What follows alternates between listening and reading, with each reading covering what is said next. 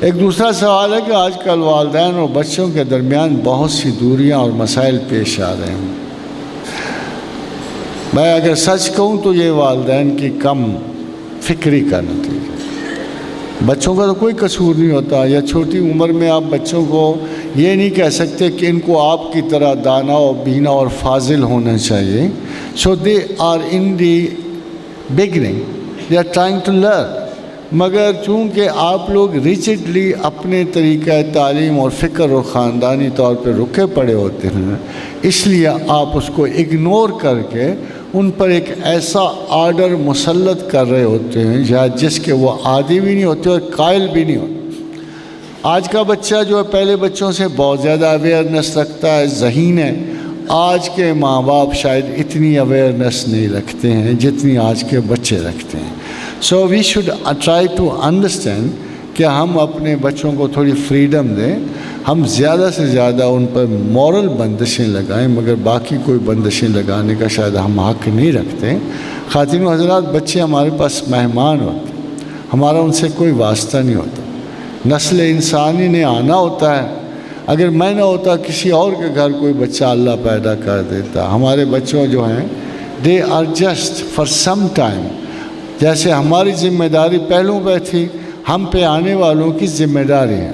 لا تازر وازرۃ وزر اخری، کوئی بھی کسی کے کام نہیں آئے گا آخرت والے دن، مگر ہماری پہچان ایک دوسرے سے ضرور ہے۔ کوئی بچہ بیچارہ وہاں سے چوائس لے کے نہیں آتا کہ میں فلاں ماں باپ کے گھر جا رہا ہوں، اور کسی ماں باپ کو نہیں پتہ ہوتا کہ ملائے اعلیٰ سے کیا سوغات اس کے لیے تیار ہوئی ہے۔ اگر اسی طرح ہوتا تو کسی غریب ماں باپ کے گھر کوئی بچہ پیدا ہونے کی آرزو نہ رکھتا، اور اگر بچوں پہ چوائس ہوتا تو ہر بچہ بل گیٹ کے گھر پیدا ہونے کی آرزو کرتا، یا زرداری صاحب کے گھر، کوئی بھی غریبوں کے گھر کوئی بچہ پیدا ہونے کو راضی نہ ہوتا۔ خواتین و حضرات، یہ بچے جو ہمارے مہمان ہیں، ان پر اپنی آپ ملکیت مت جتایا کرو۔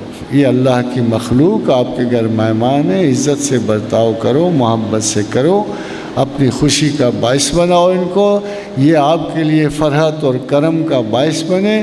تو اگر یہ صورتحال آپ انڈرسٹینڈ کر لو کہ ویزے آپ کی کوشش ان کے خیال کیا ہے، جیسے رسول اکرم صلی اللہ علیہ وآلہ وسلم کا ارشاد ہے کہ کوئی چیز پسند ہو، کوئی بچہ پسند ہو، تو اس کے بارے میں ضرور کہ ماشاء اللہ لا قوت الا باللہ، تو وہ نعمت زوال میں نہیں جائے گی، آپ کا بچہ آپ سے دور نہیں ہوگا۔ مگر کبھی دو بچوں کو آپس میں مقابل نہ کرو۔